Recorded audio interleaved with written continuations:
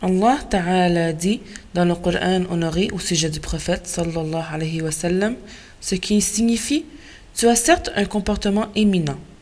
Al-Bukhari a rapporté du hadith de Aïcha dans la description du messager d'Allah que tout caractère de bien que Allah a ordonné dans le Coran fait partie des caractères du messager d'Allah sallallahu alayhi wa sallam.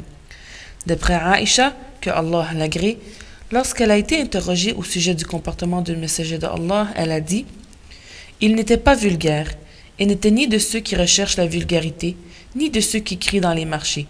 Il n'était pas non plus de ceux qui répondent au mauvais comportement par un mauvais comportement. Bien au contraire, il pardonnait et excusait. » Notre prophète était celui qui avait le plus beau des caractères et le plus beau des aspects. Al-Bara ibn Azib a dit dans sa description « Le messager de Allah avait le plus beau visage et le meilleur caractère. Pour ce qui est de son physique, alayhi salatu wassalam, il a été rapporté dans le livre de hadith qu'il était de taille moyenne, qu'il n'était pas petit, mais plutôt grand. Il avait les épaules larges, son teint était blanc, teinté de rougeur, son visage était lumineux. Certains le comparaient au soleil levant, d'autres voyaient le soleil parcourir son visage étincelant de beauté. Le prophète, sallallahu alayhi wa sallam, avait des sourcils fins, pas épais du tout. Il avait de grands yeux et des cils fournis. La paume de ses mains et la plante de ses pieds n'étaient pas maigres. Ses avant-bras étaient longs et son ventre plat. Il ne dépassait pas le niveau de sa poitrine, ni débordait des côtés. Sa voix était forte, on n'y remarquait pas de faiblesse.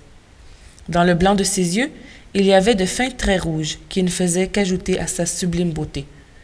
Abu Huraira, de qui nous tenons la prescription précitée, a ajouté « Je n'ai jamais vu rien de semblable ni avant lui, ni après lui. Son nez était fin et haut, son front était large et plat. Les cheveux du prophète étaient bien noirs. Il avait à peine 20 cheveux blancs et tout le reste de ses cheveux avait gardé leur couleur noire d'origine. Le prophète, sallallahu alayhi wa sallam, avait pour particularité d'avoir une bonne odeur, qu'il se soit parfumé ou pas.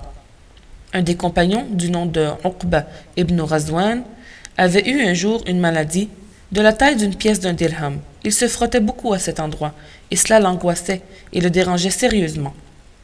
Le prophète, sallallahu alayhi wa sallam, lui avait dit d'enlever le vêtement qui recouvrait cette partie de son corps et avait posé sur lui sa main honorée. Le messager de Allah, sallallahu alayhi wa sallam, l'a ainsi guéri, et un parfum était resté marqué sur lui jusqu'à la fin de sa vie. Même ces femmes essayaient de se parfumer plus les unes que les autres, mais c'était Uqba qui sentait le meilleur parfum sans même s'être parfumé. Il sentait meilleur que le musc, l'ambre ou tout autre parfum.